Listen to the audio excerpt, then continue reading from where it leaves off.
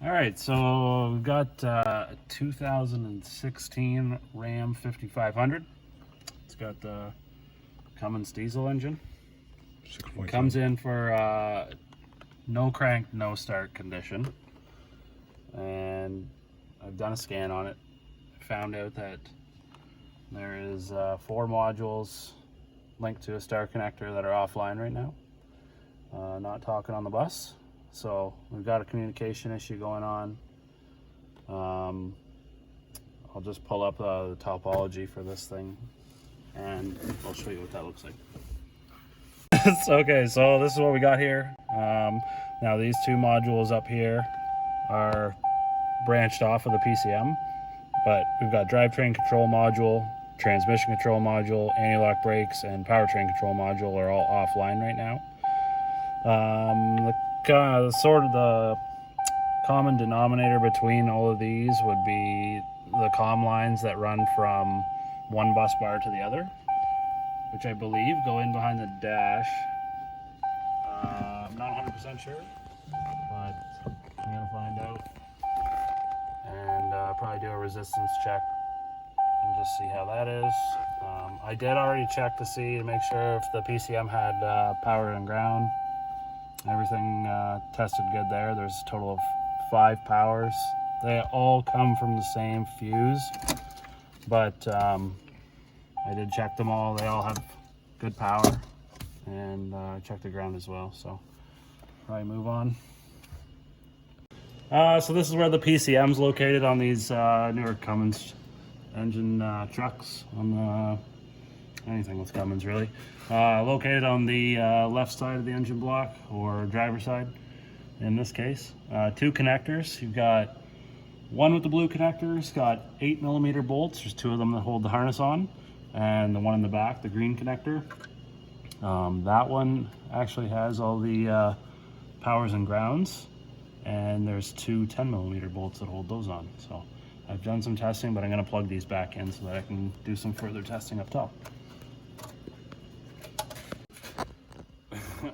Okay, so I'm just going to load test the communication lines, CAN high and low, that run between the 2 bus bars, and check to make sure that the lines are good. I did ohm them out. They were just about half an ohm per line, but I do like to load test them just to make sure that they're good. So basically just hooked up a light bulb, and I'm going to run power through both lines through the light bulb and see how bright the light bulb is.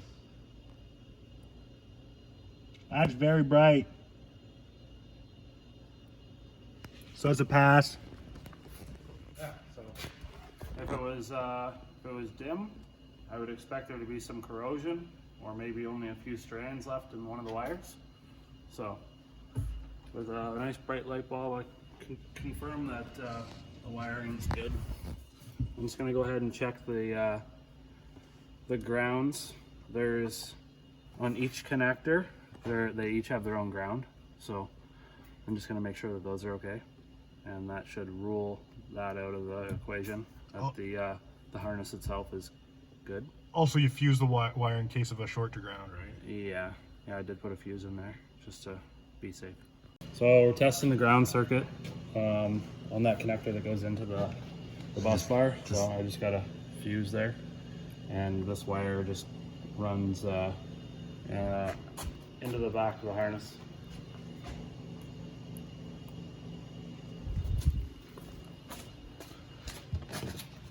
Nice and bright, so that wire's good. Now we'll test the other side. So we just checked the ground for that bus bar over there. Now we're checking the ground for this one. So plug it in. It's bright as hell. So that bus bar is good. Okay, so we're just going to do a load test on the CAN high and low wires that run from the PCM to the bus bar. Just to check to make sure that they're okay. Pin 22 and 46. 22 and 46. 22 is tan and white, and 46 is yellow. Got all connected in there already. Is it lit up? No, it's dead. There's nothing. Okay. Getting nothing. Might have a problem. Yeah, that might be it. Nothing? No light? No light. Okay. Okay, so I've got, I'm gonna do a resistance check on this, on both of these can high, can low wires. I suspect one of them's broken. Tried doing a load test on it. No bueno. So basically I just have where the plug for the bus bar in the interior plugs in, unplug that, put the jumper leads onto those two can wires, and then we've got the other end of the circuit, which is the PCM connector, C2, or the green connector, unplugged, and I've just used the proper leads plugged in. I'm just going to do a resistance check. So I'm going to check wire 46 right now. That's the yellow wire.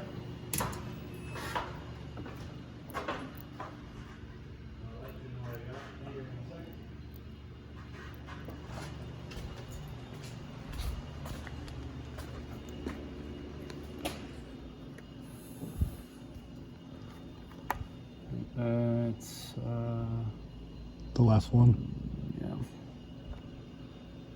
Okay, so I'm gonna say that's no good, and then I'll just switch over to this wire, which should be the other side.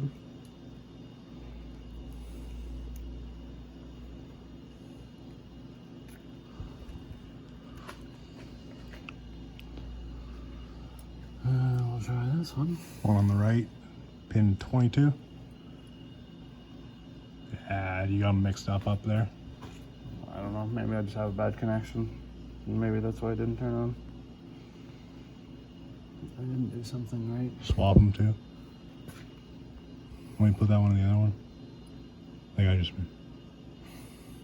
Nothing. No. Why don't you try 46 with the black? Impossible. Yeah, true. Just see it, just in case you like. Yeah. I don't know, I didn't really check them up there, or you think I understand what you got mean, the though. wrong one up there. I don't fucking know. Totally possible. It's late at night. Yeah. Nothing. Nothing. I mean, there is a possibility that they're both broken. Yeah, probably not though. But I agree. Or they're... Also, we did have a fault in there for the brake fluid level sensor circuit open. I already checked that one. And I think that wire also runs through about a foot of the same wiring harness. So Look there there. could be a bad spot somewhere in there. Yeah. I don't know. Continuing on here with this diag, we found that there was open circuit in both can high and low between the powertrain control module and the start connector on the passenger side near the dash. So I did go into the wiring diagram. Actually, a coworker pointed this out to me. There's a couple different layouts depending on which model of Ram it is. Now, in this case, this heavy duty cabin chassis, there's an intermediate connector that can line, those can lines run through. So, just taking a look. I didn't notice it at first, but you can see that this connector actually isn't even done up. So now that this lock is engaged and the connectors together, we go back and check.